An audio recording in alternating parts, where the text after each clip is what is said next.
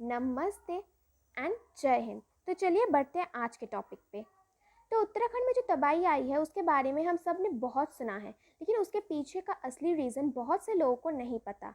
तो आइए जानते हैं इसके पीछे का असली रीज़न क्या है। तो जो तबाही आई है इसके पीछे कुछ ह्यूमन कॉजेज़ भी है और कुछ नेचुरल कॉजेज़ भी है। उत्तराखंड में हमेशा ही तबाही आती रहती है, जिस वजह से सुप्रीम कोर्ट ने भी कुछ सजेशंस दिए थे जिससे कि इन तबाहियों को रोका जा सके। ऐसे लैंडस्लाइड और ग्लेशियर्स के आउटब्रेक को रोकने के लिए हम बहुत सारे प्रिकॉशंस भी ले सकते हैं, और इन प्रिकॉशंस के बारे में हम बाद में इसे वीडियो में बात करेंगे। तो उत्तराखंड का जो जगह है यहाँ पे देखिए चमोली झीला। तो यहाँ पे एक त्रिशूल पर्वत है जहाँ पे एक बहुत बड़ा लैंडस्लाइड एंड ग्लेशियर मेल्ट होके गिरा है। यहाँ पे देखिए ये नंदा देवी के पास ये जो ग्लेशियर है ये हज़ारों सालों से बर्फ़ से जमे हुए हैं। तो जब गर्मी होती है तब ग्लोबल वार्मिंग की वजह से ये आइस मेल्ट होने शुरू करते हैं, और जब ये आइस मेल्ट होता है तो ये पहाड़ जैसा ग्लेशियर का एक बहुत बड़ा एरिया टूट के वैली में गिरता है, जिस वजह से नीचे की जो वैली या घाटी है वहाँ पे वाटर लेवल बढ़ जाता है, और ये वाटर लेवल बढ़ने के कारण ये तबाही होती है। दो पहाड़ के बीच के रास्ते को हम घाटी कहते हैं। इस घाटी में से अचानक से वो पानी इतनी तेज़ी से निकलती है कि लोगों को संभलने का मौका भी नहीं मिलता। तो आइए जानते हैं कि ग्लेशियर क्या होता है।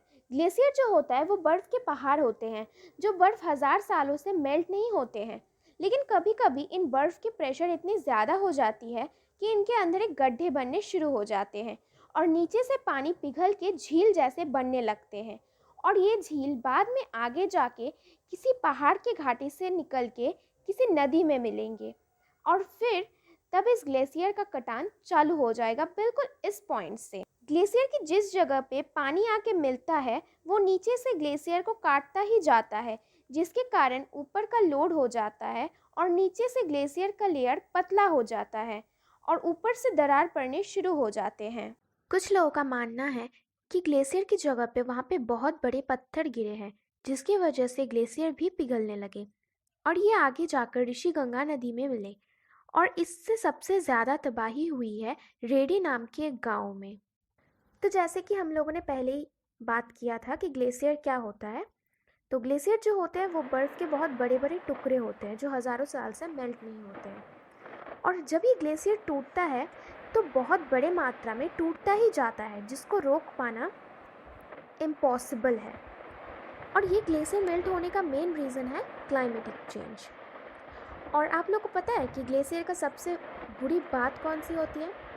अगर इसका छोटा सा भी एक टुकड़ा टूट जाए ना कहीं से, तो एक बड़े से ग्लेशियर को भी ये गिरा सकता है इसके लोड की वजह से।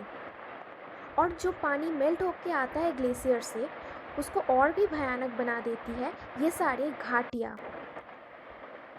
और इन घाटियों के थ्रू वो पानी नदी में जाते हैं और नदियों को शक्ति मिलती है इनकी ढाल से, और इन्हीं ढाल के सहारे नदी में वो जो पानी आता है वो नदी के पास के पावर प्लांट को भी नष्ट कर देते हैं।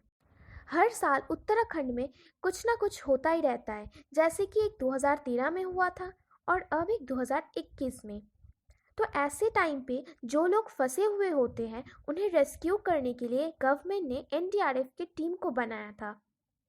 इस टीम को बनाया गया था 2005 में, और इन लोगों का मेन मोटिव है ऐसे सिचुएशंस में लोगों को रेस्क्यू करना।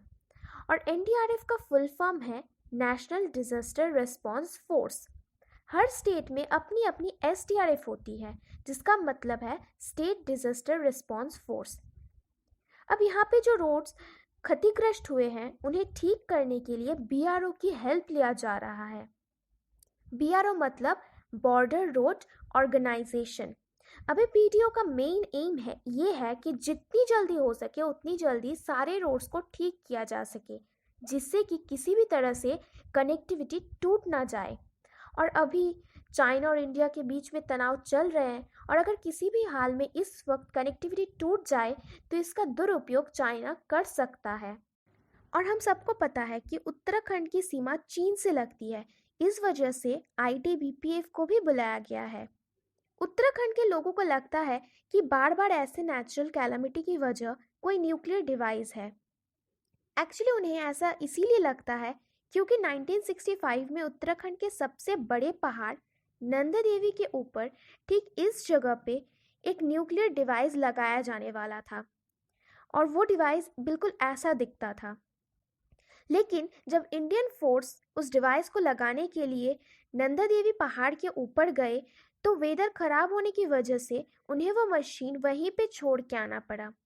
उस मशीन का नाम था प्लूटोनियम और उसका लाइफ स्पैन था 100 साल, जिसकी वजह से वहाँ के लोगों को लगता है कि ये सारी तबाही उसी डिवाइस के रेडिएशन की वजह से हो रहा है। उस मशीन को बहुत बार इंडियन फोर्स ने ढूंढने की भी कोशिश की है, लेकिन अभी तक वो नहीं मिल सका। और अगर ये मशीन अपने कवर से बाहर निकल गया तो बहुत ही भयानक बन सकती है, क्योंकि इसकी रेडिएशन बहुत खतरनाक है। कोई भी परमाणु बम खतरनाक नहीं होते, लेकिन इनके अंदर जो रेडिएशन है वो ज़्यादा खतरनाक है और वो रेडिएशन कैंसर जैसे और भी बहुत सारी डेंजरस बीमारी फैला सकते हैं।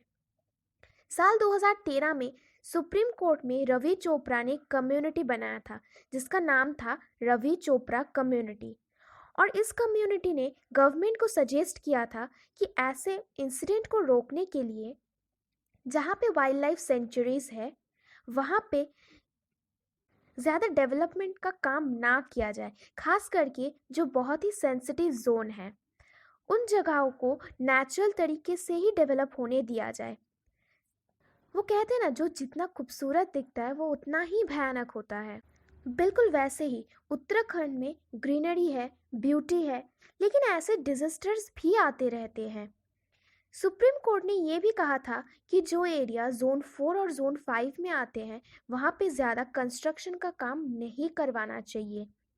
जोन 4 और जोन 5 मतलब ऐसे जोन्स होते हैं जहाँ पे भूकंप यानी कि अर्थक्वेक कुछ ज़्यादा ही होता है, जिससे कि अगर उस जोन में कोई भी बड़ी बिल्डिंग बनती है तो उसके टूट जाने का संभावना बहुत ज़्यादा है।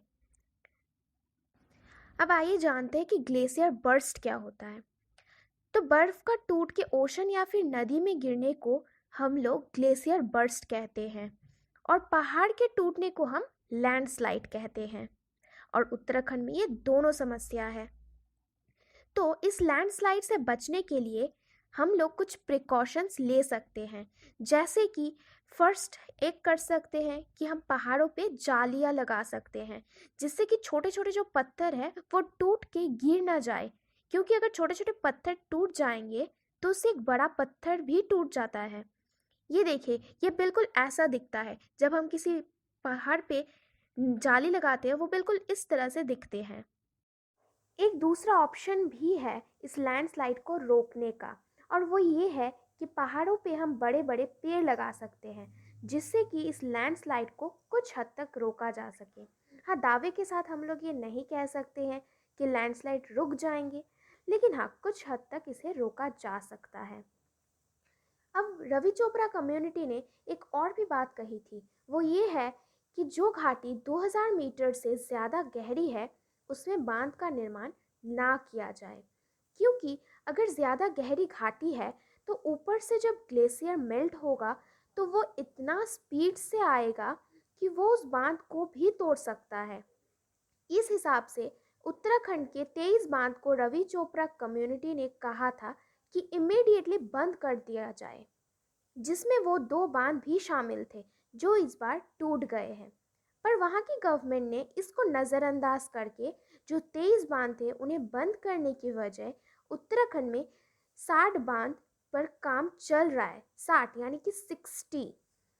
अब अगर हम डैम से इलेक्ट्रिसिटी नहीं बनाएंगे तो कोयले से इलेक्ट्रिसिटी बनाना पड़ेगा, जिससे नेचर और भी हार्म हो सकता है, जिससे ग्लोबल वार्मिंग के थ्रू फिर से वो ग्लेशियर्स मेल्ट होंगे। इसीलिए हमें जो भी करना है उसे एक बैलेंस में रख के करना होगा, जिससे कि नेचर भी ज़्यादा हार्म ना हो और हम लोगों का काम भी बहुत ही इजीली हो जाए। आई होप आप सब लोगों को पता चल ही गया होगा उत्तराखंड की इस दवाई के पीछे का असली रीज़न। तो आज के लिए बाय, मिलते हैं अगले वीडियो में। और हाँ, मेक श्योर आप बिल्कुल भी ना भूलें दी यवी रिसर्च को सब्सक्राइब करना।